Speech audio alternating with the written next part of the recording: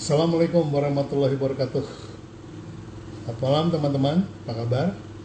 Masih work from home. Em, saya sapa beberapa teman.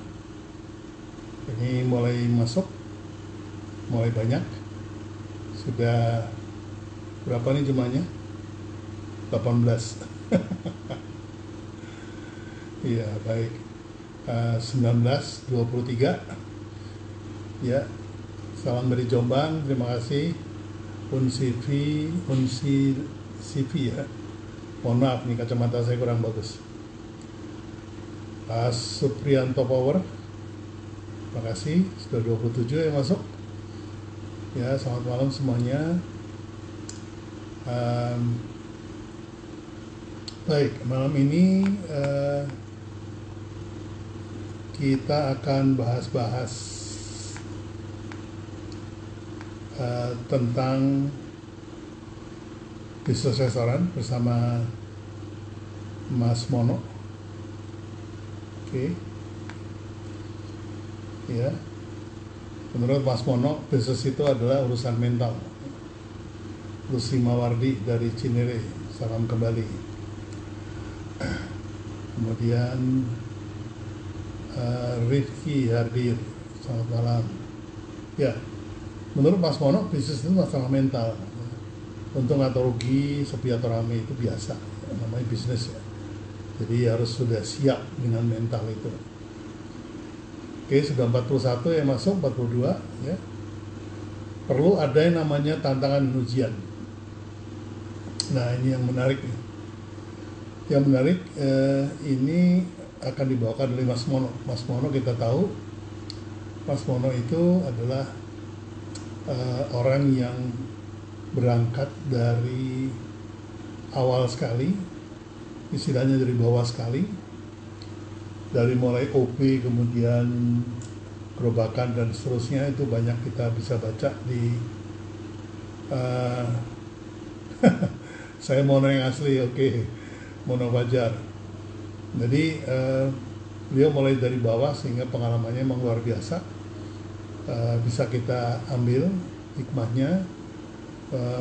Beliau mulai dari bawah banget sehingga istilahnya jatuh bangun buat beliau sudah biasa.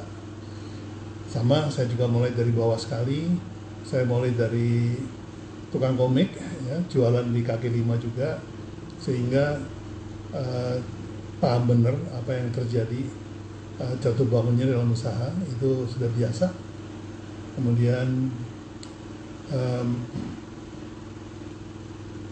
kita percaya selalu ada jalan keluar ya. Karena sebagai muslim saya harus percaya bahwa fa'ina ma'al yusra inna ma'al yusra. Jadi segala sesuatu itu, segala kesulitan di situ sudah ada jawabannya. Nah, ini nanti akan kita bahas bersama Mas Mono.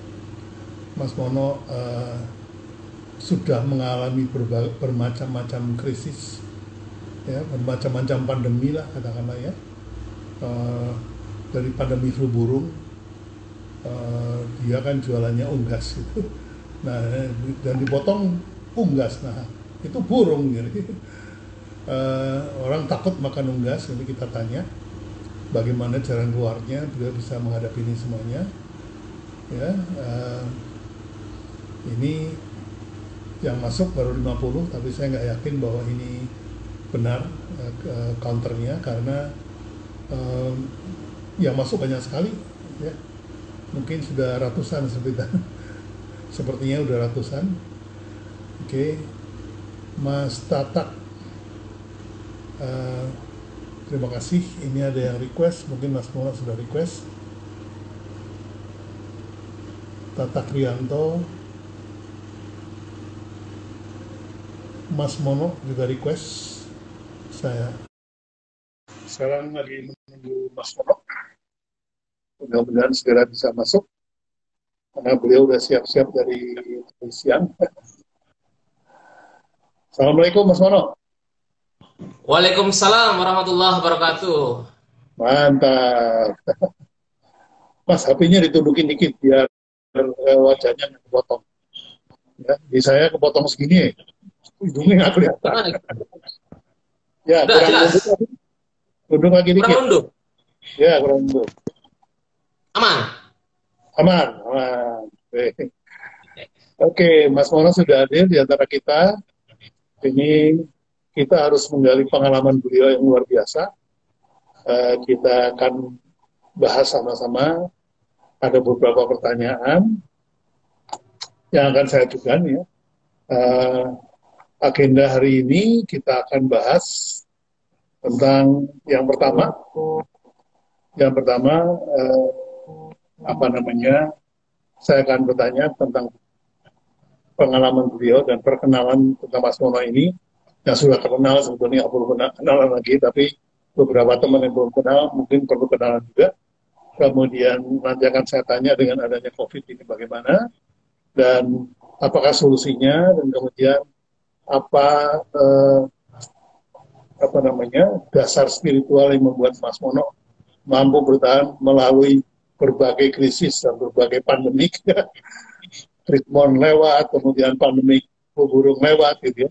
Jadi silakan Mas Mono memperkenalkan diri dan memberikan sedikit background dari Mas Mono sebelum hari ini.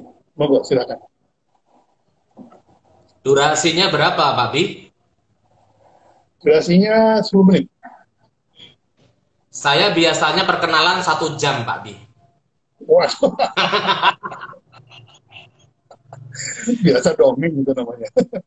Itu kalau di seminar. Ya. Ya, ya, ya. Oke, baik. Ini durasi kita 1 jam semuanya nih. Sampai Tambahin dong. Instagram memberikan waktu kita 1 jam. Jadi kita Oke, manfaatkan. siap. Sebelum Baik. menit pertama, monggo silakan memperkenalkan Baik. dirinya. Oke.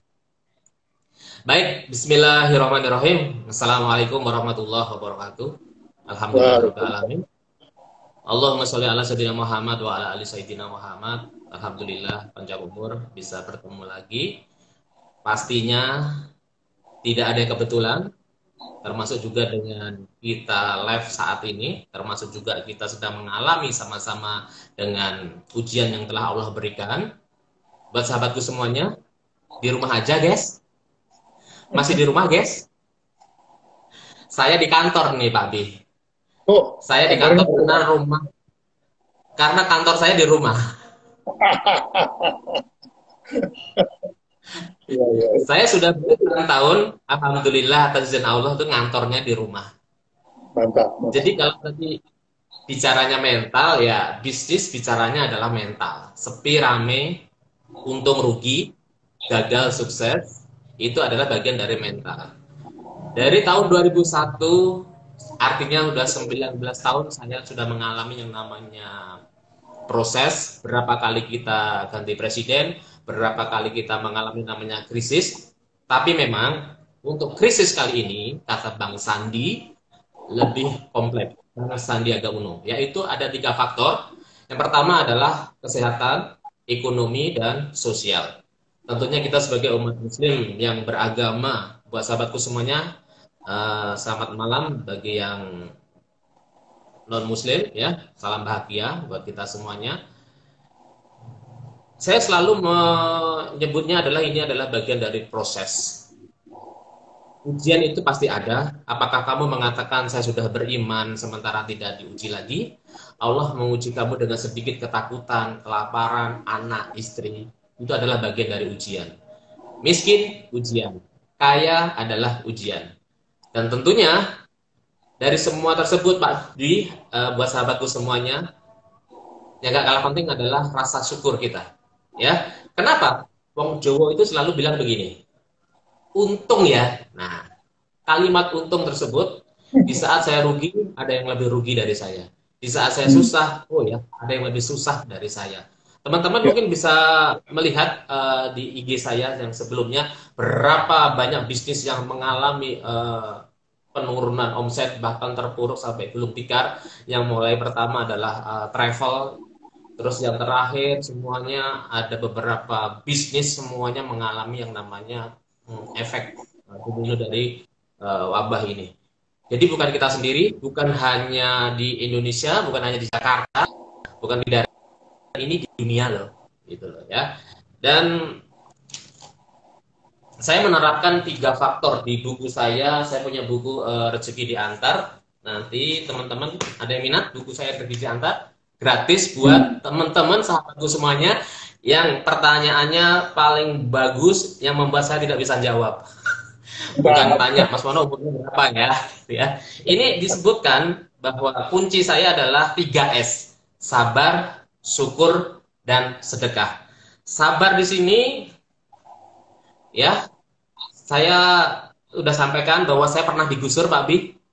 ya, Saya sudah zona nyaman, tiba-tiba warung saya digusur. hmm, Nah, mental saya yang saya jaga adalah zona kuantum sabar tersebut. Begitu saya buka cabang pertama, alhamdulillah dari izin Allah udah puluhan ekor yang saya jual, udah zona nyaman, tiba-tiba digusur. Siap gak siap harus pindah. ya, Akhirnya saya mengambil kalimat Mas Jaya Setiabudi yang saat itu belum nulis buku. Saya sudah melakukan prakteknya, The Power of Kepepet. Nah, orang kepepet biasanya kreatif. Akhirnya saya buka cabang di Tebet Raya tersebut. ya, Lagi-lagi Allah memberikan saya ujian, warung saya saat itu semua ada wabah yang namanya flu burung. Nah, hmm, flu burung yang diserang adalah unggas. Ibaratnya main sekak, udah sekak mat ya, main catur ibarat sekak mat. Nggak bisa ngapa-ngapain, nggak ada yang bisa saya lakukan kecuali ya menikmati yang namanya proses tersebut dan berikhtiar. Ingat, saya tidak punya guru spiritual, saya tidak punya mentor bisnis saat itu.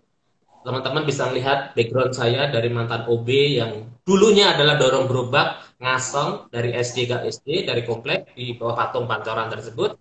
Saya dagang apa namanya gorengan pisang coklat, terus ada lokasi di depan kampus Sahid saya jualan ayam bakar pun juga dari kaki lima.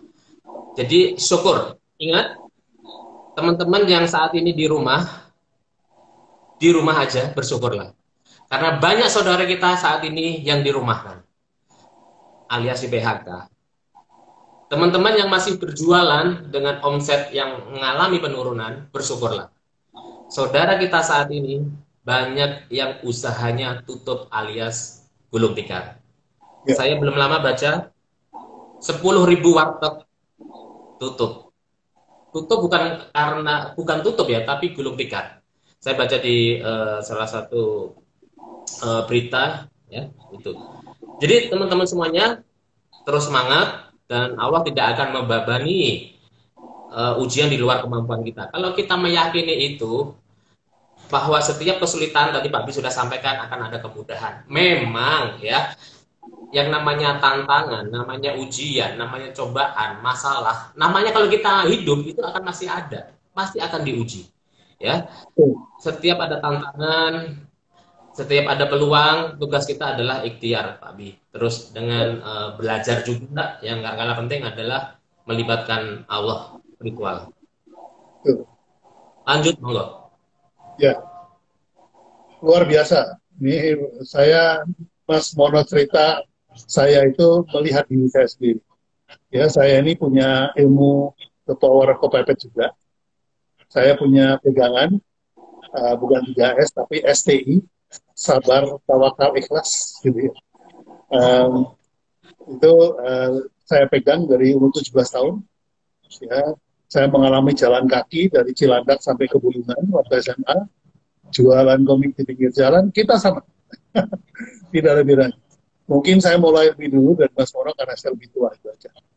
Nah, Ya, eh, kemudian yang saya hadapi itu juga bermacam-macam presiden, dan saya berusaha mulai tahun 69, presidennya Mas Pak Harto waktu itu, kemudian ganti Pak Habibie, kemudian ganti Pak SBY, kemudian Ibu Mega, Pak SBY, dan kemudian ganti Pak Jokowi. Jadi sudah bermacam-macam kebijakan, perubahan-perubahan kebijakan sudah kita lampaui, dan memang pada waktu tahun 2010 itu buat perusahaan kami memang berat sekali, sehingga saya harus tutup operasionalnya, dan kemudian saya pivot beralih jalur. Masih menggunakan ilmu yang sama, tapi saya pindah jalur. Kalau tadinya brand communication, saya sekarang masuk ke dalam brand strategi. Jadi lebih ya bedanya cuma di uh, implementasi sama strategi itu aja. Namun betul. saya ingin mengajukan pertanyaan dengan Mas Mono. Karena eh, Bang Sandi masih mengatakan ini sebuah krisis, eh, krisis kesehatan, krisis ekonomi, dan krisis sosial. Saya Betul. saya malah melihatnya bukan krisis, tapi sudah menjadi sebuah chaos. Ya, definisinya begini. Kalau krisis itu keadaan tidak stabil, mempunyai eh, mengandung perubahan yang mendasar untuk lebih baik atau hancur sama sekali atau lebih jelek.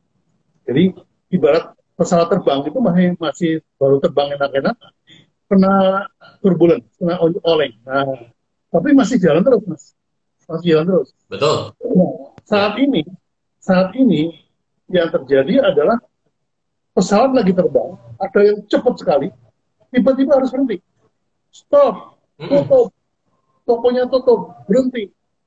Nah, sehingga akibatnya apa?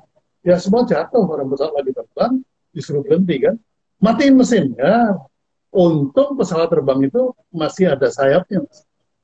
Kalau helikopter, Betul. berhenti, blok kayak mangga. Nah, ini adalah kondisi yang saya anggap, saya bayangkan adalah respon. Dan kata kuncinya satu, Mas. Kalau krisis itu Ya. kondisinya adalah keadaan yang tidak stabil, ya, tidak stabil. Tapi kalau yang terjadi sekarang ini keadaannya berhenti, mas. Tidak menentu Betul. kapan jalan lagi, kapan nggak jalan lagi kan gitu. Sampai kapan kita juga nggak tahu. Betul. Ini lebih Yes. parah memang dari kondisi krisis. Jadi monggo Mas Mono tanggapannya bagaimana? Ya. Tapi dari awal Pak Bi, tetap kita diajarkan untuk selalu optimis. Ya, betul. Tetap optimis. Apapun kejadiannya, nggak kalah penting tidak ada yang kebetulan. Ya, Selalu ada solusi dan selalu ada jalan keluar. Kalau kita bicaranya entrepreneurship, justru di sini banyak sekali peluang-peluang yang bisa saya share ke teman-teman dengan pengalaman saya 25 tahun di dunia kuliner. Mungkin sahabat-sahabat di sana yang bisnisnya beda, bukan kuliner, ambil sisi positifnya, ambil benang merahnya. Konon katanya sukses itu berpola. Selalu ada sisi positifnya, kita bisa belajar dengan siapapun, dimanapun. Baik, bicara dengan ayam bakar Mas Mono sendiri, ada yang bilang Mas Mono tuh stabil ya, enak ya di bisnis kuliner gitu kan. Dan mereka tidak tahu bahwa kuliner pun juga sama mengalami dampak yang signifikan dari kemarin-kemarin pun juga di Tebet, Pak Bi. Mas hmm. Mono kan karena jualannya di Tebet. Justru di Tebet, di Jakarta itu tantangannya apa? Semua kuliner yang khas di Indonesia ada tumplek di Jakarta. Jadi kompetitornya itu semakin banyak. Dan di Hmm. Tebet setiap hari ada kuliner-kuliner baru dan setiap bulan ada kuliner tutup. Ya, ya. Bisa dilihat Tebet banyak sekali kuliner-kuliner yang memang tutup gulung tikar. Jadi nggak sekedar dibuka, bisnis itu bukan sekedar dibuka, harus ada ilmunya. Ibarat kita punya tanaman itu perlu namanya dijaga, dirawat, diopeni, disiram seperti itu. Jadi kuliner itu unik, Pak Bi. Beda Ya. dengan bisnis yang lain. Makanan enak, mereknya nggak masalah, tapi gara-gara kebersihan nggak dijaga, pelayan yang kurang ramah, dan akhirnya membuat dampak negatif kepada customer kita. Termasuk Pak Abi sampaikan tukang parkirnya yang nggak ramah, Ya. itu juga akan memberikan dampak kepada pelanggan-pelanggan kita ya. Seperti itu. Ya. Jadi sangat unik, yang tentunya saya juga banyak belajar dan teman-teman yang tidak tahu basic saya adalah saya pernah kerja di restoran juga ya apa namanya tahu yang namanya cara menjaga kebersihan itu seperti apa. Makanya nggak mungkin tiba-tiba ujuk-ujuk ayam bakar Mas Wono itu langsung bisa apa booming saat itu ya karena apa yang saya dapatkan di restoran tersebut saya praktekkan di usaha saya. Seperti itu Pak Bi. Nah, Ya. apa yang saya lakukan? Satu, pembenahan intern dulu. Dan kita mengurangin kos-kos ya. Kalau memang PHK ya PHK, memang pengurangan karyawan harus kita lakukan. Termasuk misalkan outlet yang nggak produktif pun kita juga harus tutup misalkan dan itu nggak masalah. Dua saya bisnis itu selalu ada yang namanya seninya bisnis itu akan kita temui di perjalanan kita nanti. Nah, contoh peluangnya, saya mengeluarkan produk seperti ini, Pak B. Ya, teman-teman bisa Oke. lihat. Di saat orang tidak boleh keluar untuk di rumah saja, saya memberikan paket yaitu ayam ungkep seperti ini. Ayam bakar Mas Mono dalam kemasan ungkep seperti ini plus sambal. Terus apalagi sekarang ada beberapa poin ya, termasuk mainan itu yang ada peluang-peluang cukup besar. Kemarin juga udah saya share di IG saya, termasuk minuman herbal itu juga banyak peluang-peluang. Termasuk Ya. kalau teman-teman punya bisnis kuliner, dimainkan juga yang namanya online-nya. Saya alhamdulillah Pak Bi, yang orang jarang tidak ketahui, selain saya punya rumah makan, saya juga punya usaha catering. Dan Hmm. catering ini yang bisa membackup saya, misalkan warung dengan omset yang kurang maksimal, saya masih di backup oleh catering saya. Ya. Misalkan catering tapi saya masih banyak outlet. Nah sekarang ini tidak mungkin bisnis kuliner khususnya catering ya melayani banyak pesanan-pesanan untuk acara catering, seminar atau event-event besar ya. Salah satunya adalah dengan frozen. Saya juga banyak belajar dengan Ibu Yuyun, termasuk Hmm. bakso saya pun teman-teman juga bisa bantu jual lagi untuk apa namanya pasukan rebahan ya sudah sertifikasi halal dan Pak Bi juga sudah mencoba kebab mungilnya juga. Ini adalah Ya. bagian dari inovasi yang saya lakukan. Teman-teman bisa apa namanya mempraktekkan juga di bisnis-bisnis teman-teman. Artinya selalu ada peluang dengan kita terus belajar inovasi dan yang gak kalah penting adalah kreatif. Pak Bi, Tuh. monggo. Oke. Baik. Eh, eh, Tahun lalu pada waktu tanggal 24 Agustus itu saya melaunching aplikasi namanya UKM 4.0, ya. Itu sudah kita Yes. launching dan kemudian itu dibuat oleh alumni juga namanya Mas Desar dan Mas Galik yang Saya hadir di ya, ya. ya betul mempunyai aplikasi Lightbig. Nah, UKM 4.0 ini sudah kita launching tapi kita hold. Kenapa? Karena kita mau melengkapi dengan logistik, ya. Ada teman yang menawarkan juga sama dan kemudian dia menawarkan logistik gratis untuk UKM selama 1 bulan. Jadi Oh, oke. gudangnya itu gratis. Jadi kalau Mas Mono memproduksi sepatu gitu atau memproduksi makanan apapun gitu ya, kemudian Ya. dari pabrik mau diangkat ke gudang gratis. Sampai di gudang gratis sebulan ya. Kenapa sebulan? Karena kalau 3 bulan yang punya produk tidur nggak jualan. Nah tugas dari brand owner itu adalah membuat jaringan, ya, apa namanya reseller dan segala macam, dan itu aplikasinya sudah kita siapkan semua. Nah pembayaran terjadi ketika ada last mile. Jadi kayak biasa lah kalau kita pesan produk kan Gojeknya kita yang bayar ya. Gojek itu sering kita yang bayar. Nah uh, itu kita tunda dan alhamdulillah bulan April ini kita mau melakukan live testing.